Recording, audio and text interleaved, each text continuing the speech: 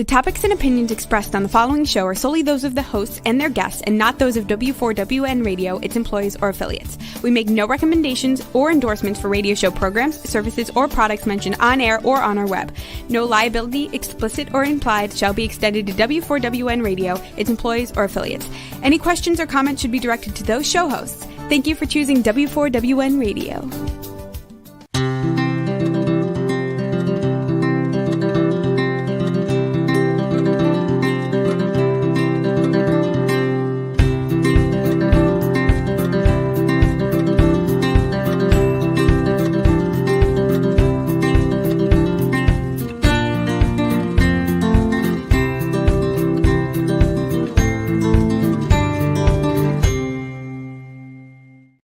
Welcome to my radio and TV show, Debi Changes Lives. I'm Debbie, your certified holistic health coach. I revitalize people's lives by helping them identify the root causes of their health issues and create a custom, natural, holistic strategy to address them in the areas of mind, body, and soul. As a health coach, I'm not allowed to say I heal, treat, cure, prevent, or diagnose any diseases. Simply, I can make your body more efficient by reducing symptoms. You'll feel better, be productive, and enjoy life so much more. Did you know that intermittent fasting reduces inflammation and also anxiety? Plus, it improves your performance. And Why Fast is a intermittent fasting program that will get your body and cells humming and in turn boosts your metabolism. It is a unique program with rich nutrients and nutrition. And there's a whole program behind it with exercises and recipes and so much more. It's a natural part of all my coaching programs, and it can be done as a standalone. If you want more details, then contact me at my link tree, which is https://www.debi, D-E-B-I, changes, C-H-A-N-G-S, lives, L-I-V-S.com, /linktree, L-I-N-K-T-R-E-E, all in lowercase. You can select either the email button, but I think it's probably better to select the consultation button so you get to know me. At that same link tree, you can also email me to purchase my #1 Amazon bestseller book, Women Rising. You want to put that slide up? Women Rising, which is a collection of many women's transformational stories, including my own. And for someone struggling, it gives them a light at the end of the tunnel. You can get a copy for $20 or a signed copy for $25. And once I get your email and payment, I'll send that book off to you. Secure your spot on my Beach Reveal Retreat. That includes my weight release, mindset coaching, as well as maintenance and accountability with you writing your transformational story at a retreat center in Puerto Vallarta. My coaching services start on April 4th, and you need to sign up by March 29th. And obviously, my coaching will include the mindset coaching, which is on the next slide, where you can create your own avatar board of what you want to look like when you're healthier. And the House of Influence Retreat Center is where the retreat's going to be, where you're going to write your transformational story, which is so therapeutic. And it is November 6th through the 13th, which is going to be on the next slide. You're welcome to watch my previous shows of my Beach Reveal Retreat and ask me questions at my link tree. So you would select the show button on that link tree to see the shows, and then you'll select the appointment, which is a complimentary consultation. So you get to know me and I get to know you, and I can answer your questions about the Beach Reveal Retreat. It's also where you would put a deposit down. Now, many people know that I do mindset coaching, and that helps you with your weight and health transformation, because what we're doing is releasing emotions and stress so your body is more efficient. And we don't need a slide. and pretty much what it'll help you do is release stress. But sometimes we need to find out where that stress is coming from, whether it's internally or externally. Some things are external, and we can mindset that and help you release that.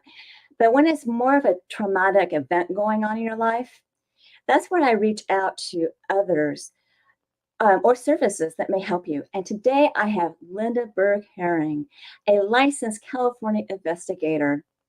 Lynda and I want to keep your children safe and not have anxiety, sleeplessness, eating disorders, or cutting because they've been groomed, exploited, or sex torted. In turn, we want the parents to not have that parental anxiety and health conditions if they're involved, with these type of crimes because of their children. And the first step is utilizing Lynda, where she's going to give you the knowledge you need, the parents as well as the children, and get you through it. Lynda Herring is a licensed California private investigator that has 42 years of experience. And she specializes in asset searches, due diligence, elder abuse, cyber crimes, as well as cellular data forensics and more. She has a heart for children, so she is always fighting against sex and trafficking of children. She's actually found children and rescued them, about 100 of them that have been or were trafficked. And now she has workshops and presentations to not only educate the children as young as 6 years old, but also the adults to be able to identify these predators online and in the real world. So let's shine a light on children's safety and welcome Lynda Bergh, a licensed California private investigator. Welcome, Lynda, to my show. I'm so honored to have you here. Hi, thank you. It's good to be here. Oh, great. What ignited your passion to become a child advocate?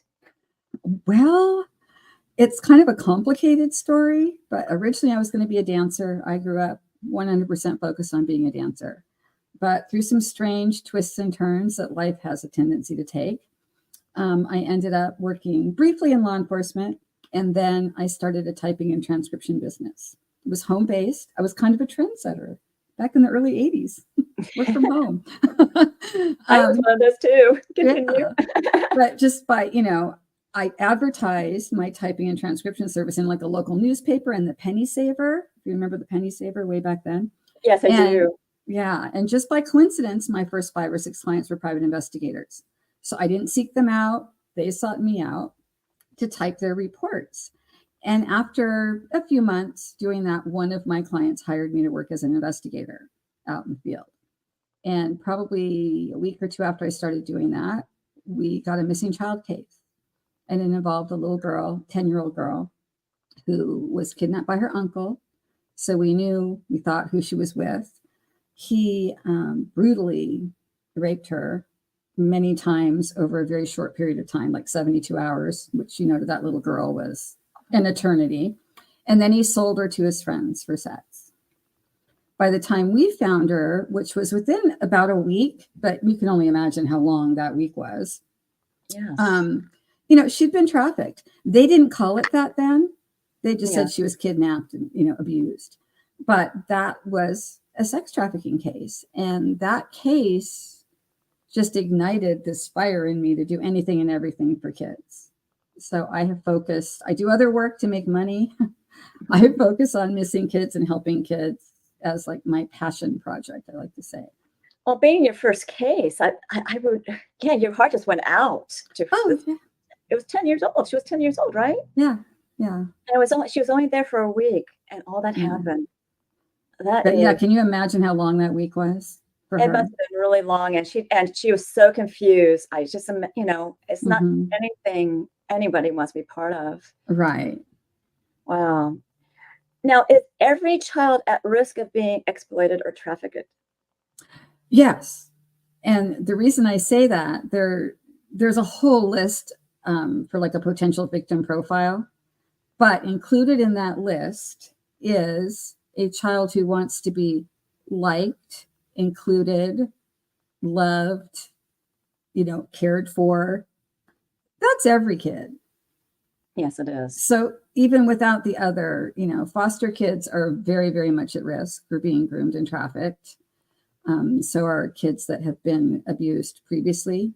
A lot of them are, prior victims of childhood sexual abuse. But just being a kid, every kid is insecure. Every kid's looking for something. They don't necessarily know what they're looking for. But yeah, every kid is a possible target, shall we say. Well, the first 7 years is where they form, it's formative. And if they don't feel they're getting enough attention, yeah, they probably are going to be part of that demographic, which is awful. And it's not limited to girls, is it? No, it's not limited to girls. It used to be that it was more girls and women that were trafficked, but now more and more boys are becoming victims of trafficking, and then especially of sextortion. And age doesn't make a difference either. It could be teenagers too, can't it? Yeah, the average age of a trafficked child is 11, 12 to like 14, 15.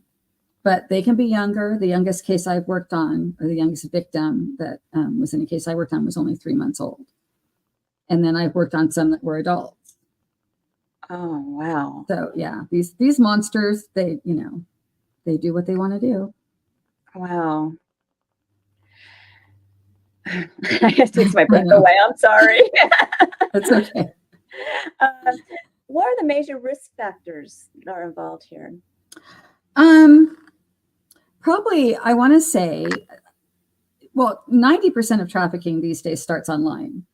So social media is huge. And I have a tendency to say, if I had kids right now, they would hate me because they wouldn't have a smartphone, and they would not be online whenever they want to be, like a lot of kids are these days.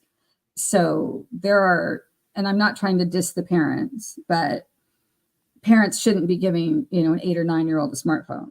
Mm-hmm. Kids that little should not have access to the internet, because according to the FBI, at any given moment, there are at least 500,000 predators just hanging out online, waiting for a child to sign on to some app, play on some gaming platform, something, but just looking to contact a child and possibly groom them or victimize them in one way or another.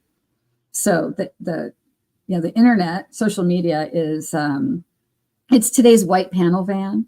People talk about stranger abductions in a white panel van. Yeah. It's very, very rare for something like that to happen in the first place. Stranger abductions, very rare. But the internet's the white panel van right now. Kids should be afraid of that. In my last episode called Holistic Self-Care, I talk about my mindset coaching, and I also talked about electronic detox. A lot of people are just not aware about this, but when you're on your electronics all the time, it just brings down your energy and probably your logical mind as well, if you think about it. And you really should have, at quiet time, a time where you just put the devices off and put it somewhere else. And I always tell people to detox at night, at least 2 hours before bed, so that you can bring up your energy back up, because there's a lot of things going on. And then the video games, how do people, my son, I was lucky that my son never got into the video gaming. I got to tell you that much. Yeah, he wanted a cell phone, but video gaming wasn't his thing. Good. How do people message them through video gaming?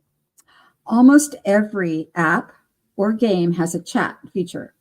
Okay. There's that little box in the corner. Every now and then I play a free online bingo game. And this is a great example of what happens out there. So my avatar is a picture of a dog of mine that has passed away. And I use her name as my username. So I'm a little white fluffy dog, and my name is Kira. So no one can tell who I am. And every now and then I'll look in the chat, and there'll be someone that'll say, "Hey, Kira, how old are you?" Just a random total stranger. That is the number one question that most predators ask a child when they're trying to make contact with them. And because I can't help myself, most of the time I say I'm 12. And then I don't blame you. the little devil on my shoulder goes, okay. But yeah, I do. And there are times that I have, chatted with them, and they normally very quickly will invite you to go to a different chat room, to a different app. because they want to get you somewhere else, away from where you might be around people that you know, or somewhere that you're comfortable. And I've done that, and I've gotten them to tell me enough information to where I could turn them in or I could report them. But what I kind of love is maybe in the last year or so, when I say I'm 12 in that room, adults in the room will say, don't talk to that person. And that means they know it's dangerous. And I like that. That means the word on that is getting out. But that's how a lot of kids are, either they're approached by someone that says that, or, it's someone that pretends, it's a boy playing the game, someone that pretends to be a teenage girl around his same age will start flirting or, whatever, chatting them up a bit and try to become friends. And it ends up, it's really, some 45-year-old creeper in his mom's basement.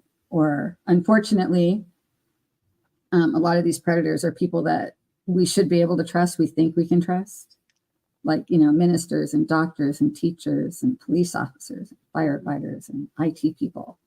Mm-hmm. So we need to teach our kids the signs to look for when someone starts talking to them. And that's in games or just on regular social media. What about dating apps? I know, you got young adults doing that, and of course adults.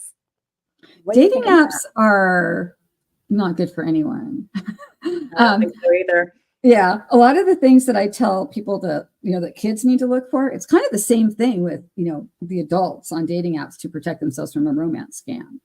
But a lot of kids, anyone can pretend they're old enough to be on a dating app.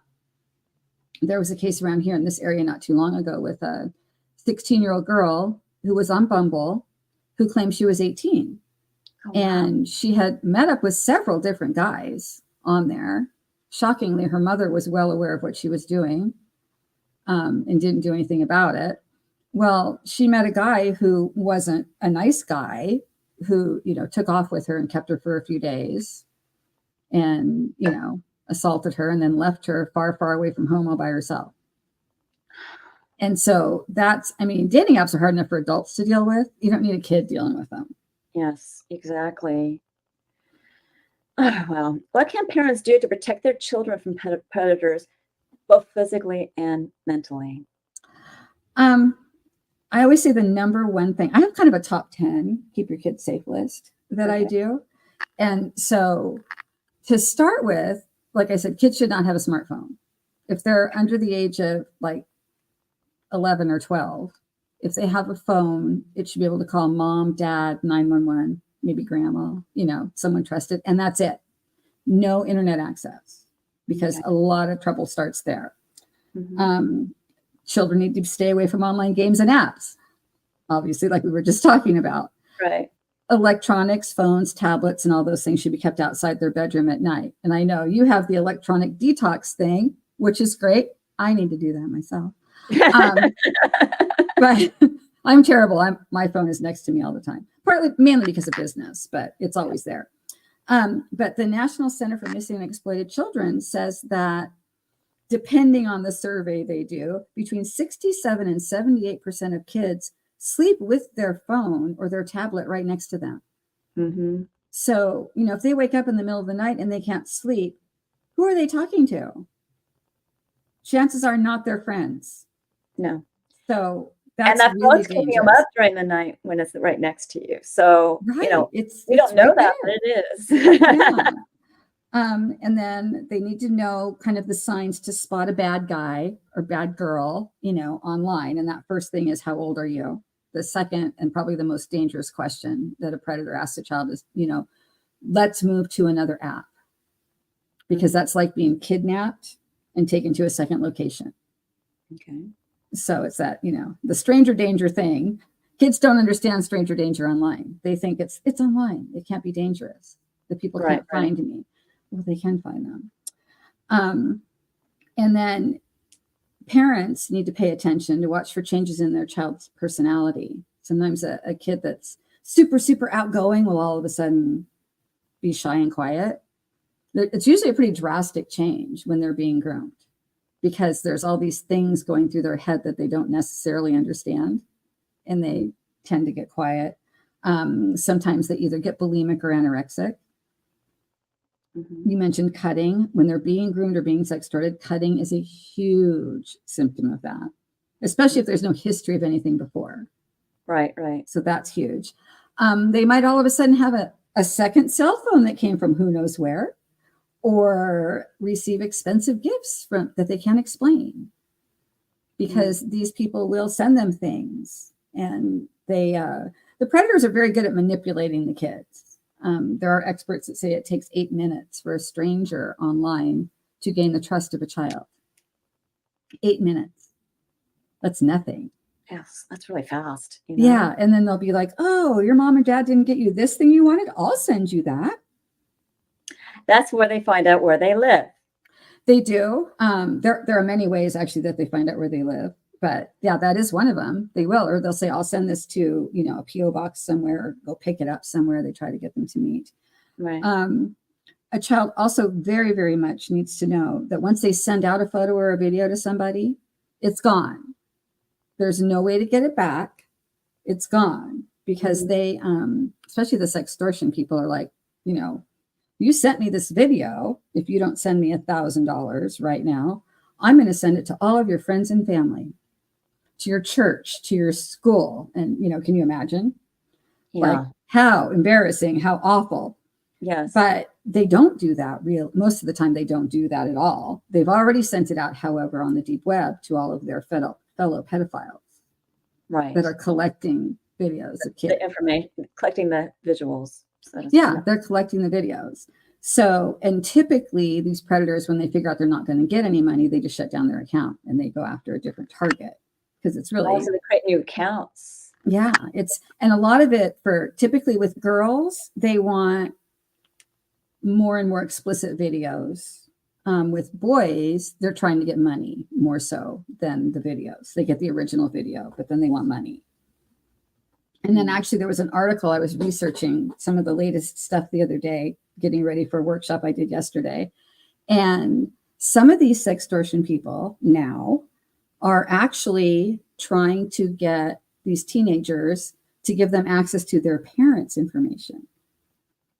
So they can either get more money out of the parents, or perhaps the parents might own a big business or something, and they use it as a way to get in and hack into a business of some, and get a lot more money as opposed to a few $100 from a kid. Oh, wow. So they need to know, don't send them any money, and you can't get it back. No matter what you do, you're not getting that video back. It's gone. Mm-hmm. And the two most important things are, one is open communication. The child has to be able to talk to their parents about anything, anything and everything, and know they're not going to get in trouble. I use an example when I do my presentations. When I was 9, one of the little girls at my dance studio was being molested. And I went home and told my mom. I was like, oh my gosh, this is, and my mom slapped me for talking like that. So from that point on, I never really went to my mom for anything that was important. And I was young when I remember, I can picture it vividly, what happened. So I went to either my dance teacher or my grandma if there was something I needed to talk about. So kids need to know. They can say, oh my gosh, I did a dumb thing. I, talked to the stranger online. I sent them a picture. I don't know what to do now. Whatever, anything like that. They need to be able to talk about it and not be afraid they're going to get in trouble. And then the kids always need to know that if they come and tell you something, you believe in them. So, because there's so many, a little kid's not going to say someone molested them, probably, unless it really happened. It's very rare that they make that up. It's, unless they're manipulated somehow. But really, they're not going to come home and say, oh my gosh, this thing happened. And they totally made it up, 100%. So they know you're going to believe them, or at least look into what they're saying, do something to follow up on it. That's super, super important. Parents need to be more connected with their children. They need to be more connected, and they need to be more parenty. I don't know if that's a word or not. Well, it depends on how they, it depends on how, a lot of parents kind of want to be their child's friend more than their parent. And when they're older, that's fantastic.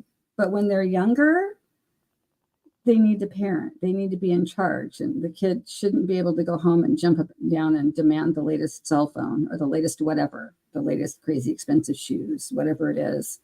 Mhm. And the parents a lot of times cave because it's easier.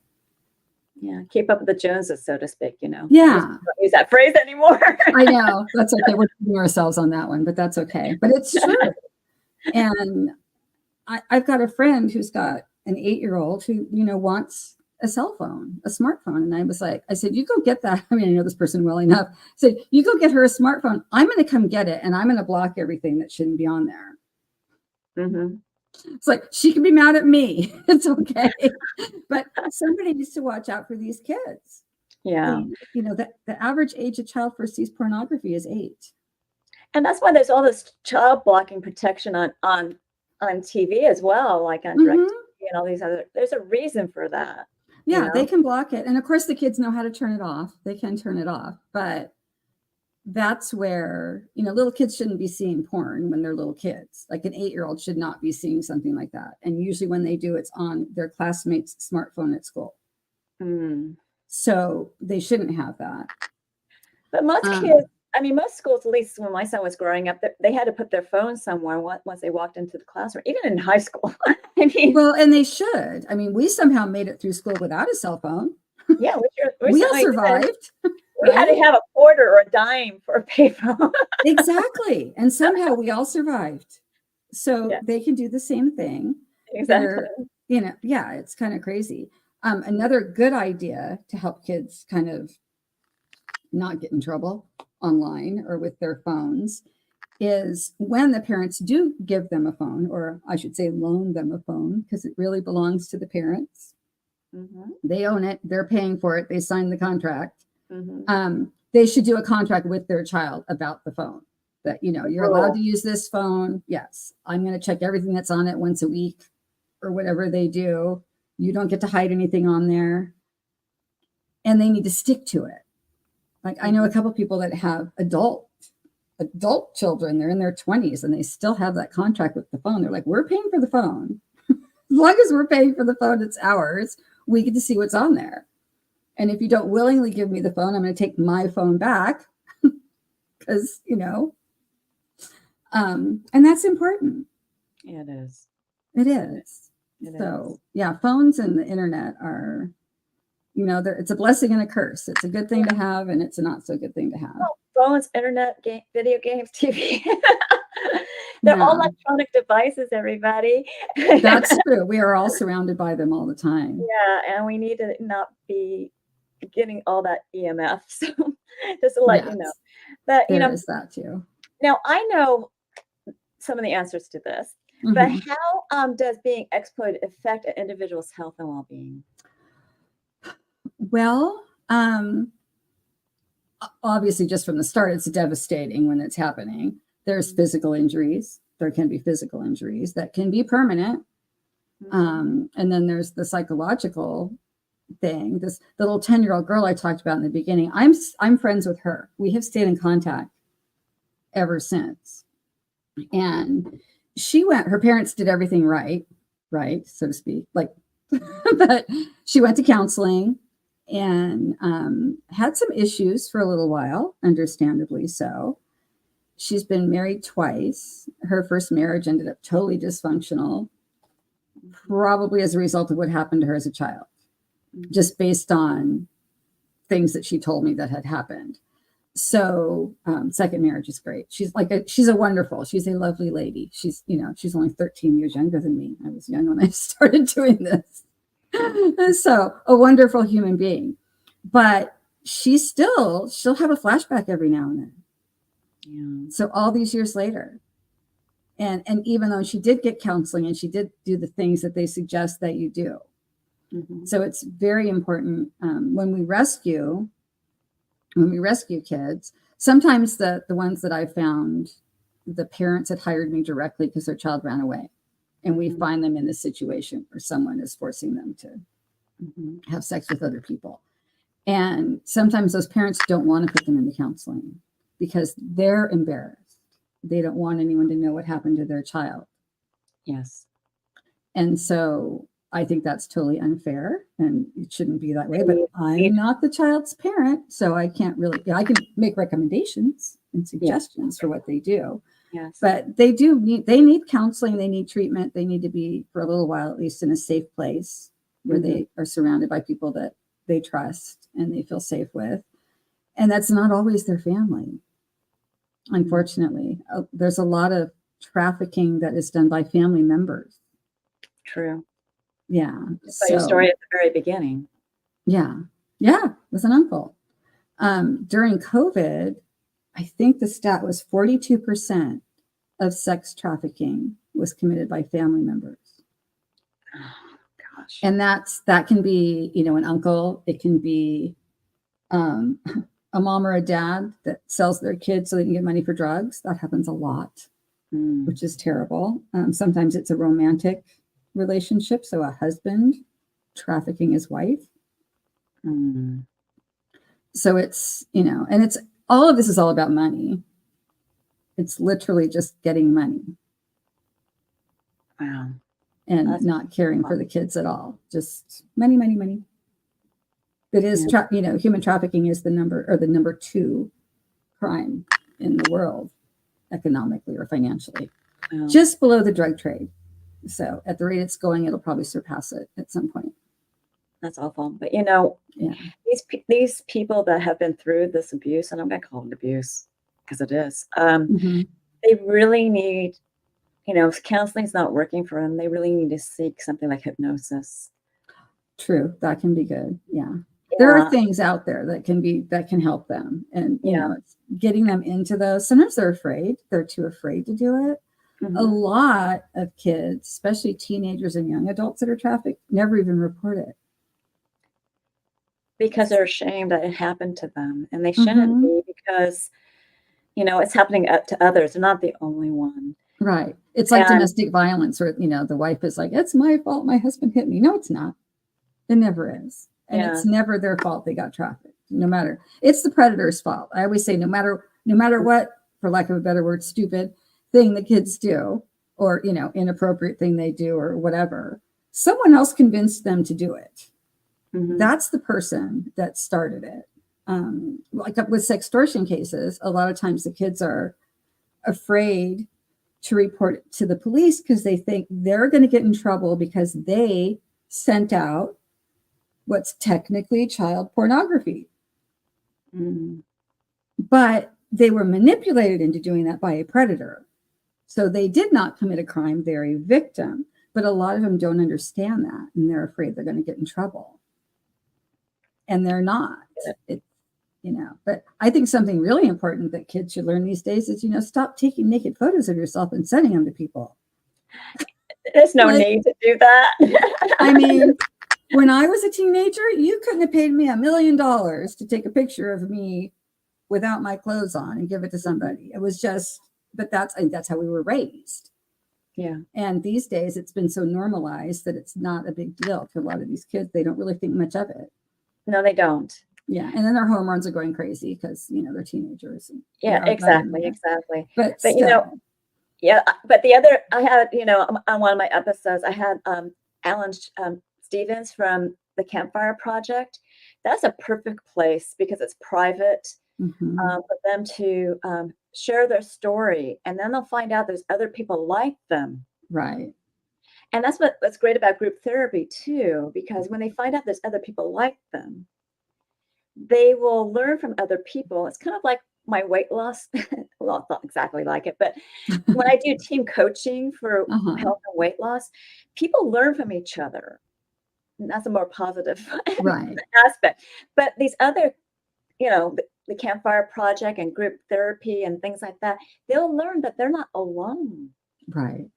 And other people are working on it too. And you need to find people that are successful, being a healthier individual, because it just gets stuck in their subconscious and it replays in their mind. And there are some audio tools and things like that that help relax that state a little bit, but they really need to work at it. And it's something they may have to work at it for their whole life. Right. And there are some, there's some survivors that I know that have done wonderful, wonderful work. They, got out of the life, so to speak, and then are doing wonderful things, helping others and helping others get out. A lot of people that have been trafficked for any length, even for a short period of time, they can be rescued, taken for treatment, given support, and they will go back to their trafficker.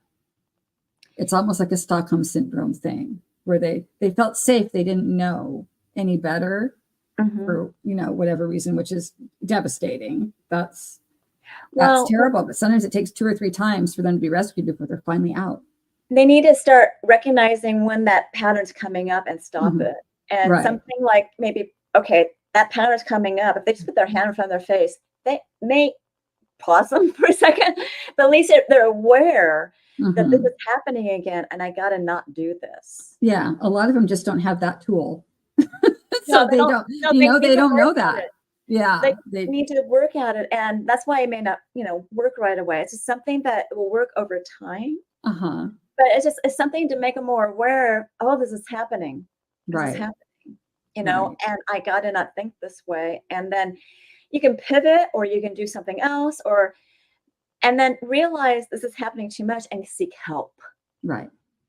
Seek a hypnotherapist, go to those group coaching, do whatever you need to do so you don't go down that avenue again. Yeah. A lot of them are afraid to do that. Just fearful that the traffickers, there are a lot of traffickers out there that are very brutally violent.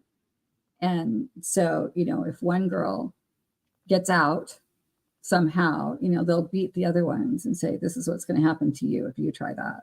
Or sometimes they kill them. Yeah. So it's a scary thing. Yeah, it's deep in them then, Yeah. And really so hard. Then it's really difficult. There's a court case pending right now with a woman that was trafficked from here. She was taken to Seattle. The pimp, as they're calling him, is from Hemet. So kind of local, Southern California anyway.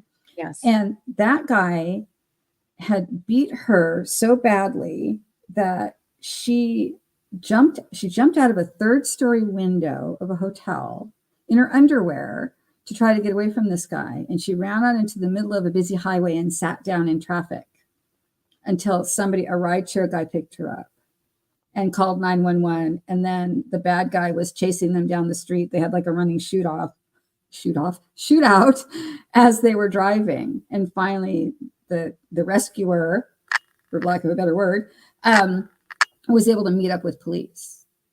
And so she had a broken leg. She had 2 black eyes. She had, I think, a broken wrist. She had spine injuries, all of this stuff that had happened to her. But she was so desperate to get away that that's what she had to do.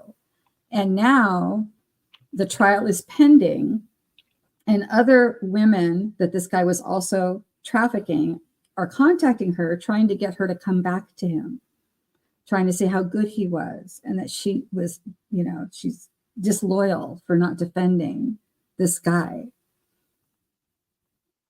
And that's how some of these people are. They're just monsters. Yeah. Yeah. I know. Nice uplifting conversation. Yes, I know. But people need to be aware that that this is happening and that people are exposed to this stuff. Putting your blinders on is not going to help you. I mean, we want to protect our children, no matter what age they are. We want to protect our children. Yeah, and that's the challenge. I've been trying for years. With all this technology where people can get to people so quickly. And all honesty, some of these movies that have come out, I never wanted to watch them. I'm glad I'm having this discussion with you because the movies are actually really dark and they purposely make it really bad, evil. They have to kind of Hollywood it up a little bit. There's one really good movie out that talks about sextortion. It's called Sextortion, the Hidden Pandemic. It's very good, and it follows a story, a case, a sextortion case. And it's very, very good. And it's not over the top. It's not all, I always say, Hollywooded up. It's not, it's honest, a true portrayal of what can happen. And then there's more and more articles every day, it seems like, about kids that are being sextorted that are committing suicide. And that needs to be, some of those happen in a matter of hours. Sometimes one of them that we've kind of dug into the background with the permission of the parents, have dug into the background of the child. He was being extorted for like a whole year before he committed suicide. And he never said anything to anybody, not to a friend, not to a parent, not to another adult. And that's heartbreaking. He went through that all that time and never said anything. So yeah, they need to know they can talk to somebody. Yeah, exactly. Well, I know that you have something for my audience to give them some help. And I know you read something. I don't know if that's what that was. That was much of it. Yeah. So, so is that what you're giving to people? Yeah. Those guidelines? Oh, that's wonderful. Though. It's the start of it. And because it's really important to people to reach out to you so they know about your webinars and presentations, so they can learn more of how to identify these predators, and also, share the message that you have to keep children safe. I'm honored that you're my guest today. And if we have, would you like to come back again on a future show? Sure, I'd love to. Absolutely. Okay. So, yeah. If we have more time toward the end, we'll have some closing remarks. So I'm just going to wrap up with what I need to say, and then if we have time, we'll just come back. So, so just stick around, Lynda. And okay. Now is the time to better your health, and you can do that by using my Beach Reveal Retreat, which is a celebratory reward that will spark your emotion and passion to reach your health transformation. And it's a fun gift of health. And you'll be so happy that you took advantage of it. This program covers my coaching, which is for weight release, mindset, as well as the maintenance and accountability. And you are going to get guidance from the House of Influence Retreat Center, how to write your story in a chapter of a book. It also covers the cost for the accommodations and food, the activities that you will do, and as well as the, you can go back to the other side, as well as the publishing costs and how to market the book. This whole program is $3,997, and there are payment plans available. You can watch the previous shows for more information. And pretty much my weight release portion of the program starts on March 4th. You need to be signed up by April 4th. You need to be signed up by March 29th. And there's a private session, and then there's Zoom sessions for the rest.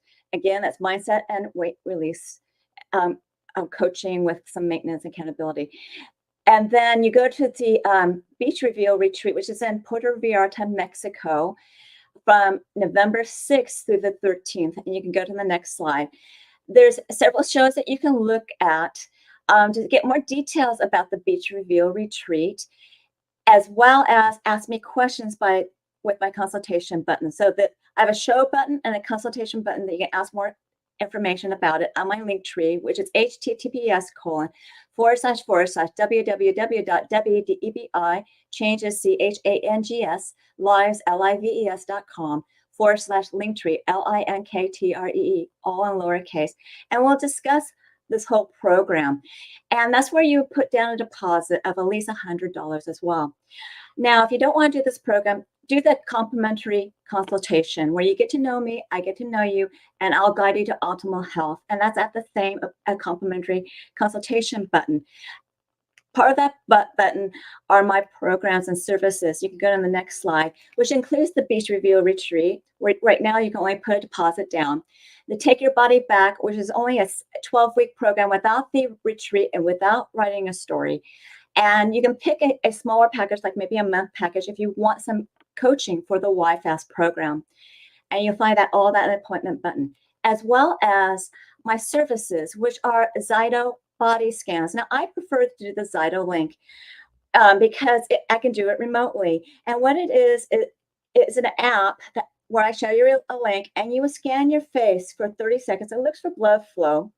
It will see energetic, functional, and emotional in body systems and lifestyles, and it will generate a report of biomarkers out of range and products and services that bring it back in range. The Zytoscan costs $50, and if you move forward with my services, because it's quite a comprehensive information you're going to get with me, get from this report, and I'll review it with you. If you move forward with my service, you get a $25 discount on my product and services.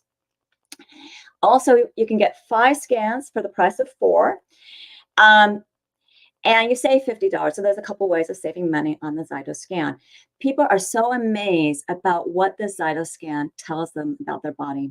So get your Zytoscan now. I also offer a I also offer this book where you can, which is called Women Rising. It's the #1 Amazon bestseller book with multiple stories from many women as well as myself. It's a great gift for someone that's struggling because they can see a light at the end of the tunnel. You can get a copy for $25 or a signed copy for $25, and you can order it and pay for it. And once I get that email, I'll send it off to you. I have also a complimentary service, which is called Debi's Coaching Chats, which is on Tuesdays at 4 o'clock Pacific, 7 o'clock Eastern, and it's 30 minutes where it's a intimate group where we will discuss certain topics as survey picks as the top one. It could be how to make your body more efficient, ways of releasing stress, how to hormones affect your body, efficiently releasing weight, having a winning mindset, how mindset optimizes health and weight release, and how to create that new version of yourself, which is an avatar, to drive you to achieve your health and weight transformation. You do need to be registered for this, and you go to https://bit.ly/bit.ly/Debi with a capital D, EBI, then dash coaching with a capital C, as spelled out as coaching, and then chats with a capital C, and it's plural, all as one word. And you'll see how I coach people, and you'll learn more from me. So you can check that out. Finally, you want to take advantage of this gift. And what it is when you subscribe to my newsletter, you'll learn more about alternative health, promos and events I have, and upcoming shows. And you would do that by going to https://bit.ly/radio TV show, all as one word. And I'll give you this gift of a 30-day health and mindset daily action journal where you can track your feelings, thoughts, emotions, and gratitude, as well as the foods that you eat, the exercise you've done, the water you drank, and track your measurements. It's a great way to review it on a daily, weekly, monthly basis to see the wins you have and see the gaps you have. You will celebrate your wins and you will work on your gaps. If you need help in your gaps, then I'm your coach for you. It's a great health and wellness tool. So I'm sure you found this educational and eye-opening and made you aware. So continue enjoying my radio and TV show, Debi Changes Lives, on Thursdays at 3 p.m. Pacific, 6 p.m. Eastern, where your holistic journey begins.